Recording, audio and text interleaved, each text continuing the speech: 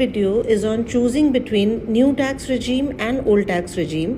The video is divided in three parts. In the first part, we would be discussing the overview of the two schemes, the tax slabs applicable in the old as well as the new tax regime, and the benefits of opting in or opting out of the new tax regime. In the second video, we will be discussing the procedure for opting out of the new tax regime. And in the third part, we would be discussing the frequently asked questions on the new tax regime. This video covers part 1 of the series. New tax regime was introduced for individuals and HUFs in Budget 2020. Income tax slabs were altered and taxpayers were offered concessional tax rates in the new regime. However, the concessional tax rates were offered with a condition that several exemptions and deductions otherwise available in the old tax regime will not be available in the new regime. In Budget 2023, the government focused on the new tax regime, making it more attractive for the taxpayers.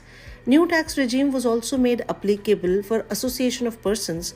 However, it was not made applicable on cooperative societies. The scheme was made applicable on body of individuals and artificial judicial persons. In this video, the two regimes are compared for better decision making. Let us first check the tax slabs which are applicable in the old tax regime. Old tax regime refers to the system of income tax calculation and slabs that existed before the introduction of the new tax regime. In the old tax regime, individuals have the option to claim various deductions and exemptions to reduce their taxable income. This regime offers more than 70 deductions and exemptions. It may also be noted that the tax slabs also are divided into three parts. For individuals less than 60 years, association of persons, body of individuals and artificial judicial persons, the basic exemption limit is Rs 2,50,000. The second category is resident senior citizens between the age of 60 to 80 years, where the basic exemption limit is Rs 3 lakhs. The third category are resident super senior citizens of age 80 years and above, where the basic exemption limit is up to Rs 5 lakhs. Additionally, the tax rebate is also available up to Rs 12,500 for resident individuals if the total income does not exceed Rs 5 lakhs. Now let us see the tax rates which are applicable in the new tax regime for individuals, HUFs, association of persons, body of individuals and artificial judicial persons. The basic exemption limit is up to Rs 3 lakhs and additional tax rebate is available up to Rs 25,000 for resident individuals if the total income does not exceed Rs 7 lakhs.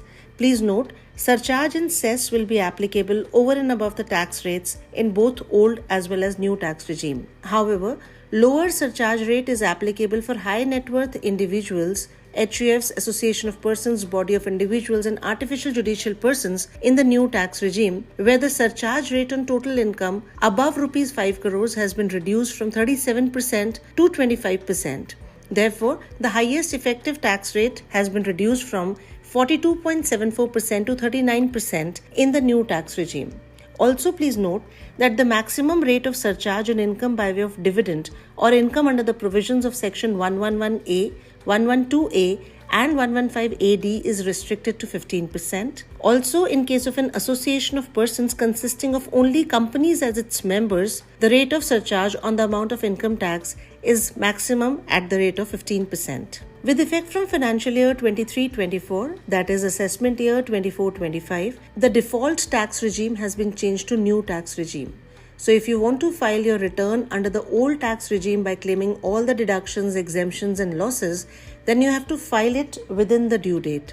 After the due date, you have to mandatorily file under the new tax regime by giving up on most of the deductions and exemptions and all losses. Let us now compare the deductions under the old tax regime vis-a-vis new regime for financial year 23-24. Under the old tax regime, there are various deductions like standard deduction from salary of Rs 50,000, leave travel allowance, Section 80TTA and Section 80TTB deduction of professional tax under Section 16(3), house rent allowance, exemptions for free food and beverages through vouchers, food coupons, etc. under Section 17, subsection 2, clause 8, deductions up to Rs 1.5 lakhs under Chapter 6A of the Income Tax Act, deduction under Section 80CCD subsection 2, deductions under section 80CCD1B up to rupees 50,000, medical insurance premium under section 80D, interest on home loan for self-occupied or vacant property, and set-off of losses under the head income from house property. However, if you compare it with the new tax regime, in the new tax regime, only standard deduction from salary up to rupees 50,000 is available, along with deductions under section 80CCD2 for employers' contribution to employees' NPS account. Along with this, under the new tax regime, there are some more exemptions and deductions which are available.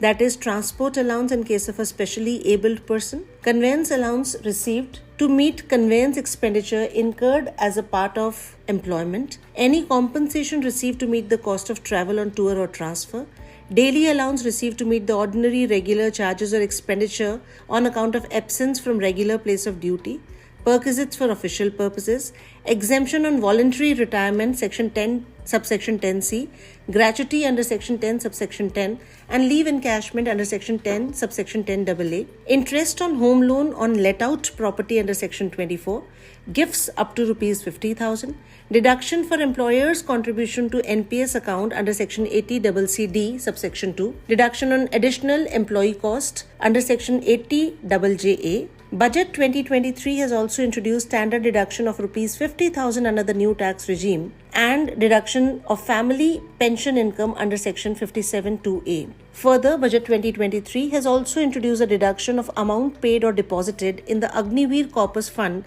under section 80CCH subsection 2 under the new tax regime. As already discussed, from assessment year 24-25, the new tax regime has been set as the default regime. Therefore, if you wish to continue using the old tax regime, you must opt out of the new tax regime in your income tax return or file Form 10IEA at or before the time of filing your income tax return. Form 10IEA is applicable only if you are having business income. Non-business income taxpayers will have the option to switch between the two regimes on an annual basis at the time of filing their income tax return. So in brief, it can be said that the benefits or the disadvantages of opting for the new tax regime or the old tax regime are: in the new tax regime, you have the reduced rates of taxes, but you have the fewer deductions available.